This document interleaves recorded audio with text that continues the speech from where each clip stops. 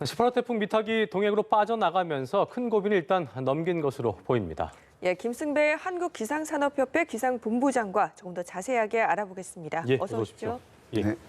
일단 저희 말씀드린 대로 태풍 미탁이 영남 지역에 많은 피해를 줬습니다만 동해로 빠져나가면서 큰 고비를 넘긴 것으로 보이는데 네. 현재 18호 태풍 미탁의 상황이 어떻게 돼 있는지 어디에 있는지부터 좀 짚어볼까요? 네, 그러니까 태풍이라고 아직 이름이 붙어 있거든요. 그러니까 네. 중심 부근에서는 초속 17m 이상의 바람이 불고 있다는 의미죠. 예. 지금 중심 부근에서 한 초속 19m 정도 바람이 불고 있거든요. 크기는 아주 미니급인 소형입니다. 네. 이미 내륙을 벗어나서 이제 우리나라의 울릉도 독도 쪽으로 향하고 있고, 그러니까 울릉도 독도 입장에서는 태풍이 더 가까워지는 거고, 네. 내륙 입장에서는 이제 멀어지는 거고, 태풍으로 인한 어떤 그런 큰 최대 고비 이런 건 내륙 입장에서는 벗어났다고 보여지는데, 그럼에도 불구하고 이 영동 쪽, 네. 동해안 쪽은 비든 더 올 것으로 바람도 예상이 되고, 엄청 불더라고요, 바람도 그러니까요. 강한 예. 바람 불고 그런 여건일 것으로 보입니다.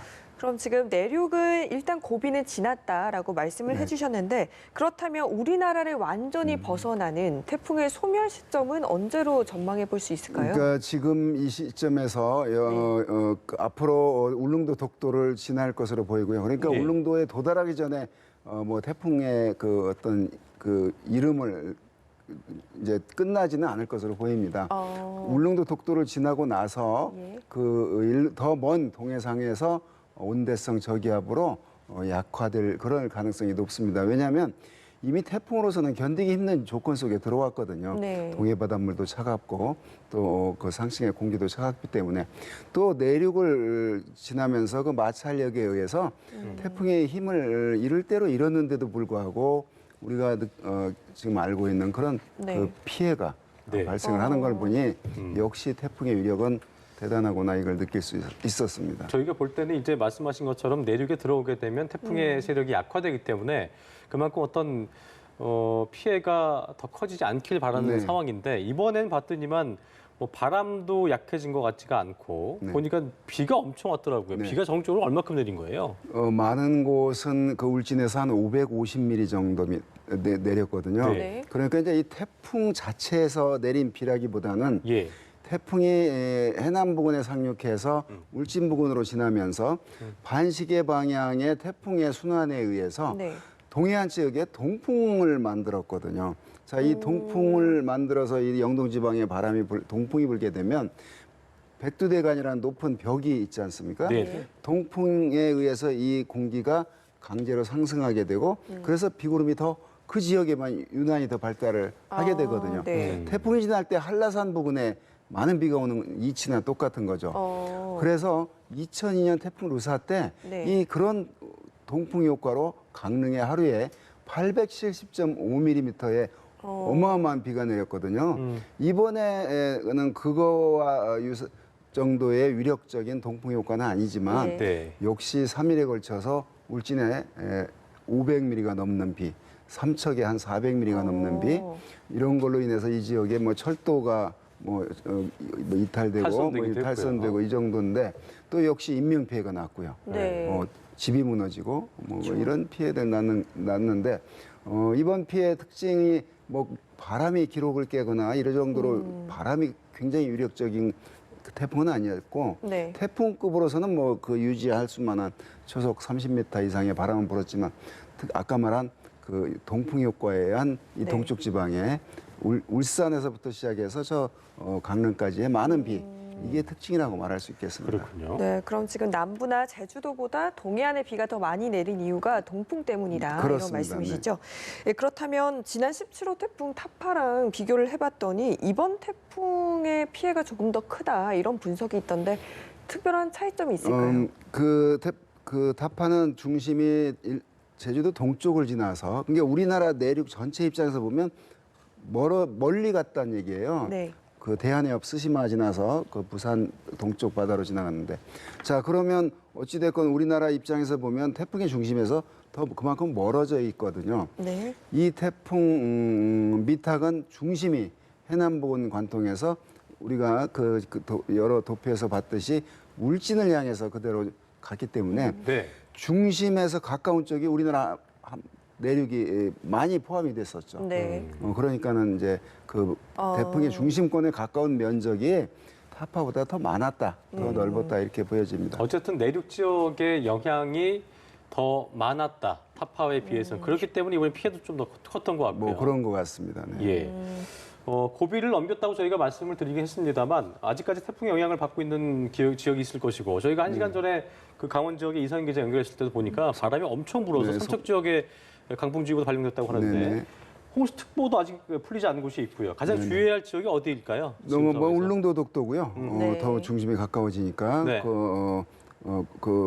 그냥 망망대해 속에 있기 때문에 그 예. 바람의 효과들이 더 아마 그대로 유지가 될 것 같고요. 네. 영동 지방 그 바닷가 오늘 휴일 맞이해서 그 이제 뭐 태풍이 나갔다면서 하면서 또 가서 방파제 같은 데 서서 사진 찍고 오늘 네. 뭐 수영하거나 이러면 큰일 나잖아요. 그렇죠? 수영은 뭐 아마 그 네. 추워서도 안될 못 할 거고 때고 통제가 돼 있을 네. 거고 그죠? 우선 이 도시 사람들은 못 보던 파도를 막 보게 되니까 그렇죠. 아. 예. 가까이 가려고 하거든요. 네네. 그러면 네. 큰일 납니다. 그런 어떤 그 안전. 지금 인명피해가 2명 사망, 3명 실종 예. 피해를 났는데 그게 보니까 어쩔 수 없는 그런 사고들이에요. 집이 무너지거나 뭐 이런 건데 오늘 주의해야 될 거는 바닷가, 동해 바닷가. 네. 태풍 갔대는데 이제 안심이겠지 하고 가까이 가는 거는 방파제 같은 데 아주 갔다가 지금 태풍이 흔들어 오는 이 파도가 동해 바다가 지금 예. 출렁거리는 너울이라고 하는 게 있거든요. 예. 역시 또 바람도 강하게 불고 있으니까 방파제에 걸어가다가 넘으면 그냥 휩쓸려 위험합니다. 그러니까 해안 지역은 다 조심을 해야겠군요. 조심해야 지금부터. 됩니다. 예, 아무리 태풍이 약화됐다고는 하지만 여전히 태풍입니다. 계속해서 주의해 주셔야겠고요. 그렇습니다.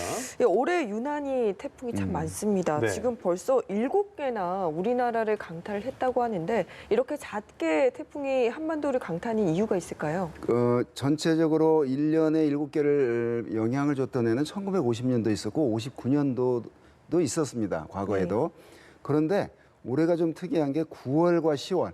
그러니까 태풍이 그렇게 어쩌다가 올 수 있는 그런 9월과 10월에 3개나 지금 왔거든요. 예. 링링, 타파, 이번 비타.